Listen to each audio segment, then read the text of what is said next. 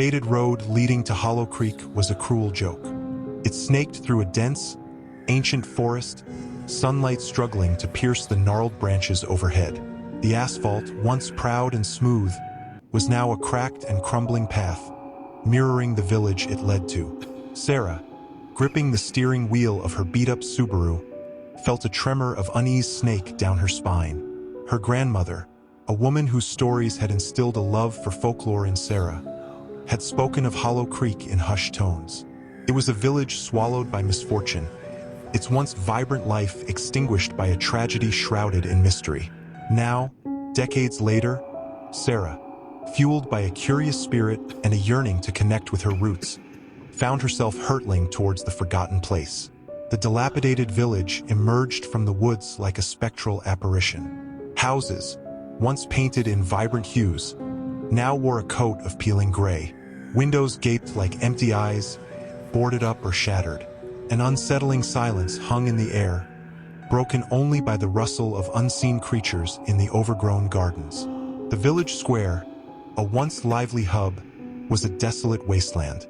A rusty weather vane creaked atop the skeletal frame of the general store, its empty shelves a testament to a bygone era. A lone, gnarled oak stood in the center, its branches clawing at the sky like skeletal fingers.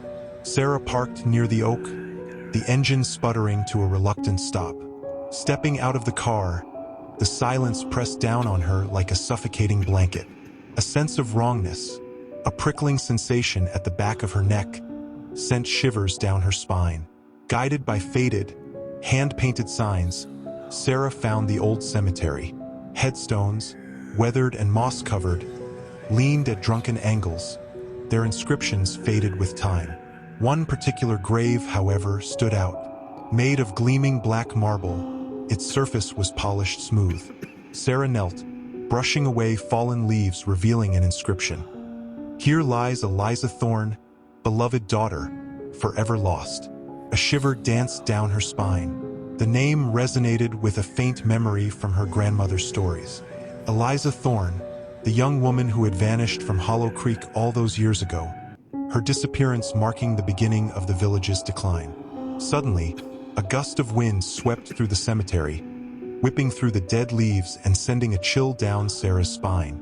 It sounded like whispers, as if voices, filled with a chilling sorrow, echoed through the trees. Sarah spun around, but the sight that met her gaze sent a jolt of terror through her. Across the clearing, a figure stood beneath the skeletal oak. Ethereal and shrouded in mist, it resembled a woman, her long white dress fluttering in the non-existent wind. Her face was obscured by shadows, but a chilling sadness emanated from her. "Eliza," Sarah whispered, her voice barely a squeak. The figure tilted its head, and before Sarah could react, it vanished into thin air. The silence returned, heavier and more oppressive than before. Nausea churned in Sarah's stomach. This wasn't a regular abandoned village. It was something more, something malignant. Panic gnawed at her, but an unhealthy curiosity kept her rooted to the spot. Sarah decided to explore the abandoned houses, hoping to find a clue about the village's fate. Pushing open the creaking door of the general store, she was met with a dusty emptiness. Cobwebs draped from the rafters like ghostly tapestries. On a counter, a single, dusty ledger lay open. Her heart hammered in her chest as Sarah skimmed the faded entries. The last few pages chronicled a sharp decline in business, followed by frantic scribbles about missing livestock and strange noises at night. The final entry sent a cold dread down her spine. "Eliza, gone, taken, darkness." Leaving the general store, Sarah's steps faltered. The whispers seemed closer now, swirling around her like angry spirits. A shadow darted past her, flitting across a boarded-up window. The unease that had been simmering within her erupted into full-blown terror. Suddenly, a blood-curdling scream pierced the air. It wasn't a human scream, but something primal, filled with a raw, animalistic fear. It came from the direction of the old church, a looming structure at the far end of the village square. Against her better judgment, Sarah found herself drawn towards the source of the scream. Pushing open the heavy oak doors of the church, she was greeted with a scene straight out of her nightmares. The interior of the once sacred place was desecrated. Pews were overturned. A fallen cross lay amidst scattered hymnals. And in the center of the room, a man lay sprawled on the floor, his eyes wide with terror, his mouth frozen in a silent scream. He was a hiker, Sarah recognized. His backpack lay open beside him. Panic surged through her.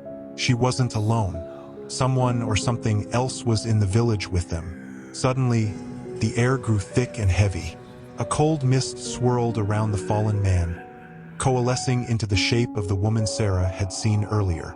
But this time, she was different. Gone was the sadness, replaced by an expression of chilling rage.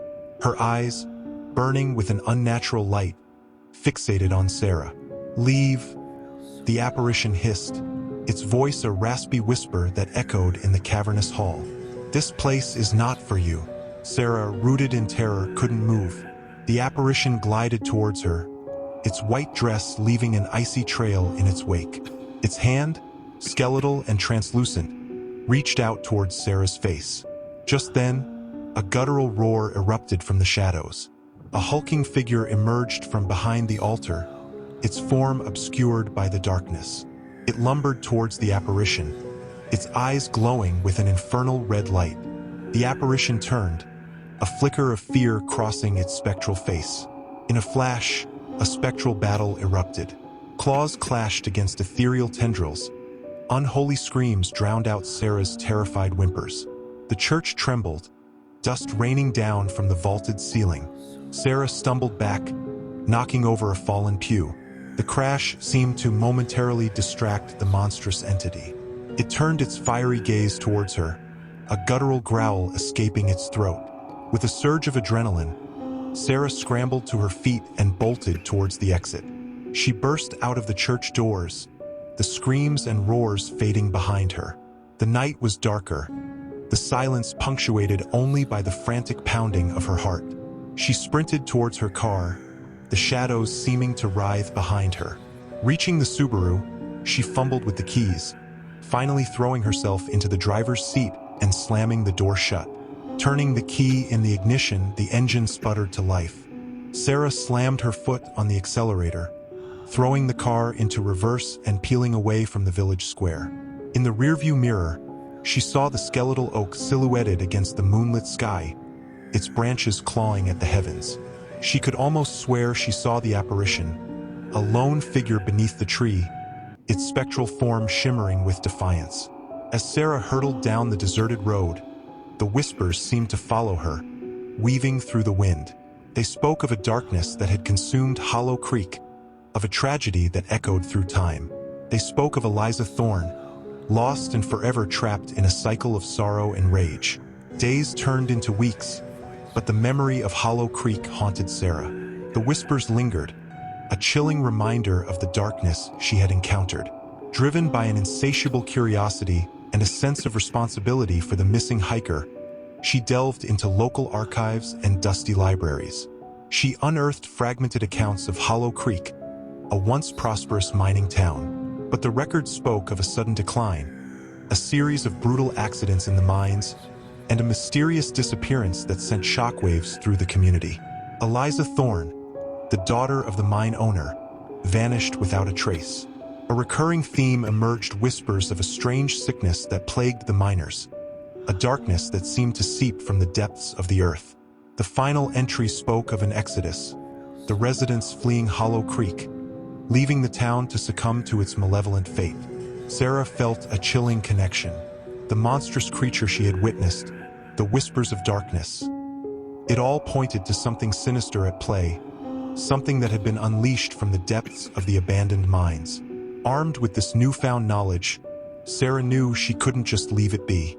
The missing hiker, the spectral woman, the darkness that consumed Hollow Creek, they all hung heavy on her conscience.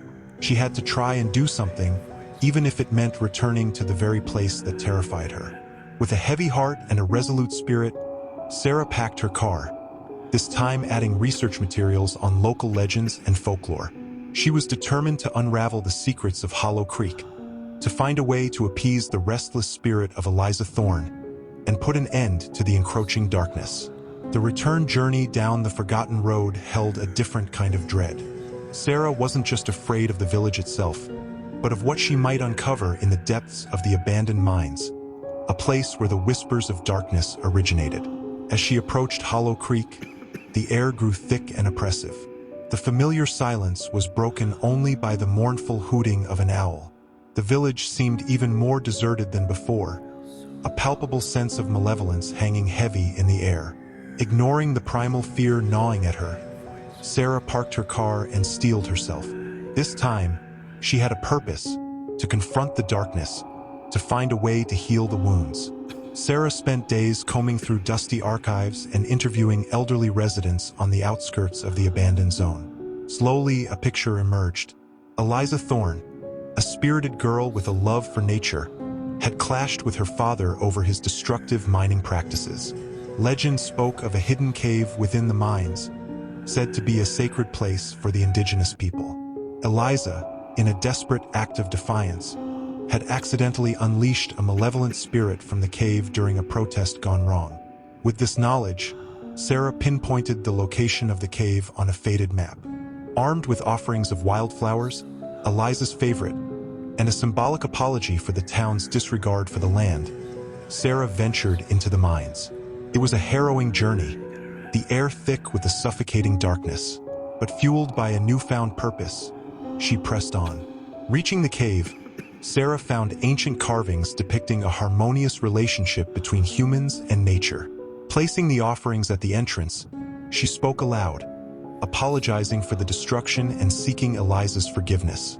A heavy silence descended, then a soft breeze swept through the cave, carrying the scent of wildflowers. A sense of peace settled over Sarah. She knew Eliza had finally found solace. Leaving the mines, Sarah emerged back into the sunlight. The village still looked desolate, but a weight had lifted. The whispers seemed fainter, replaced by the chirping of birds returning to the once abandoned houses. Hollow Creek wouldn't become a bustling town again, but it would no longer be a vessel for malevolent darkness. Sarah understood that sometimes, healing wounds from the past could bring a form of peace, even to a place marked by tragedy.